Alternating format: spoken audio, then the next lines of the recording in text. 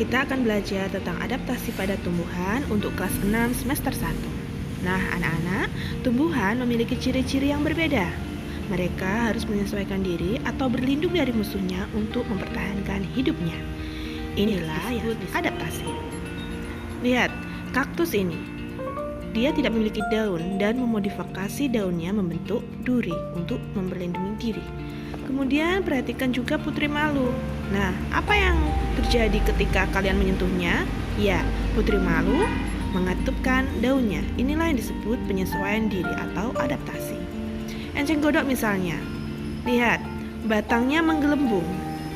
Yuk kita simak video berikut ini. Hai teman-teman, pada pembahasan yang lalu, kita jadi tahu kalau ternyata di sekitar kita ada hewan-hewan yang mempunyai ciri-ciri khusus.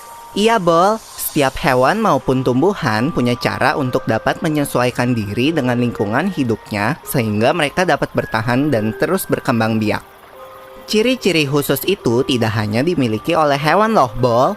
Tumbuhan juga punya, seperti rongga-rongga udara pada batang teratai. Teratai kan tumbuhnya dari dasar air, Pipo. Dan tangkai daun cenderung tumbuh menjalar sehingga helai daun terlihat mengapung. Tapi tangkai bunganya bisa tumbuh tegak sehingga bunga teratai dapat muncul dan menyembul keluar dari permukaan air. Jika batang atau akar teratai dibelah melintang, akan terlihat lubang atau rongga udara yang berfungsi membawa oksigen ke batang dan akar. Ada juga tuh tumbuhan yang unik, bisa makan serangga loh. Kalau nggak salah kata ibuku, namanya kantong semar. Kantong semar dan Venus itu sih pemakan serangga, Bol. Tumbuhan kantong semar tumbuh di rawa-rawa. Kandungan nitrogennya sedikit sehingga tidak memenuhi kebutuhan tumbuhan. Untuk memenuhi kebutuhan nitrogen, jadinya bergantung pada serangga sebagai pelengkap nutrisinya. Daunnya kantong semar seperti piala ya, Pipo? Iya ya. Lalu dinding dalam piala mengeluarkan nektar atau cairan manis untuk memikat serangga. Oh, aku tahu. Pantas aja. Ternyata serangga bisa terpikat nektar dan hinggap pada dinding piala, lalu jatuh dalam cairan di dalam daun yang melarutkan serangga. Lalu daun akan menyerap nitrogen dari serangga yang kejebak itu.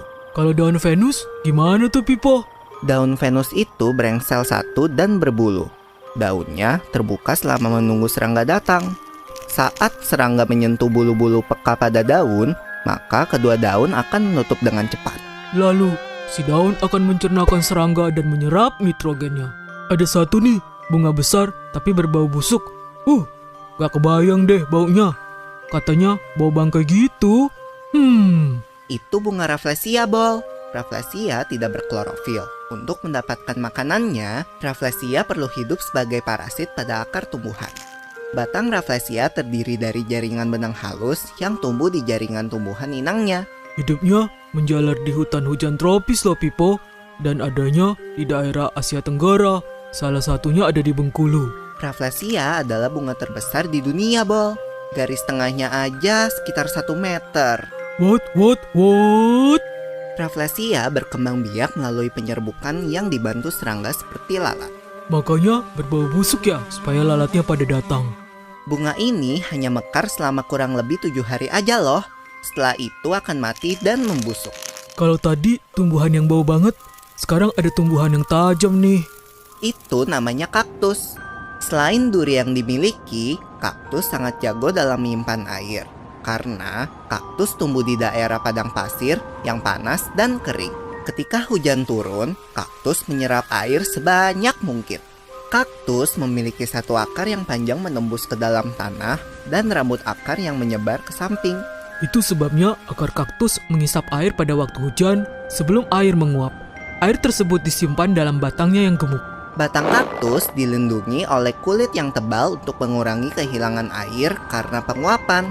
Setelah hujan, batang kaktus membengkak. Lalu pada musim kering, kaktus mengerut kembali ketika airnya telah terpakai. Kandungan air dalam batang kaktus dapat mencukupi kebutuhan kaktus selama 2 tahun musim kering loh. Daun kaktus adalah duri-duri pada batang kaktus loh, Bol. Duri ini mempunyai permukaan kecil sehingga mengurangi kehilangan air karena penguapan. Jadi, duri pada kaktus tidak sekedar ada begitu saja ya, Pipo. Duri juga bisa melindungi kaktus dari hewan yang ingin merusak lapisan tahan airnya. Selain kaktus, ada tanaman lain nih yang bisa menyerap air, yaitu anggrek. Anggrek merupakan jenis tumbuhan epifit yang hidup menumpang pada tumbuhan lain, namun tidak merugikan tumbuhan yang ditumpanginya. Anggrek menumpang pada cabang pohon besar sehingga mendapatkan sinar matahari untuk proses fotosintesis. Anggrek juga punya akar gantung yang digunakan untuk menyerap air hujan dan stomata pada daun untuk mendapatkan karbon dioksida. Pada bagian akar gantung ini pun terkadang terdapat klorofil sehingga fotosintesis mungkin terjadi pada bagian ini. Wah Pipo, pencipta kita tuh kreatif banget ya. Di pelajaran kali ini, aku jadi lebih tahu lagi tentang ciri-ciri khusus pada tumbuhan. Ya Bol, ternyata apa yang terjadi pada tumbuhan tertentu itu ada gunanya. Sampai ketemu di pelajaran berikutnya.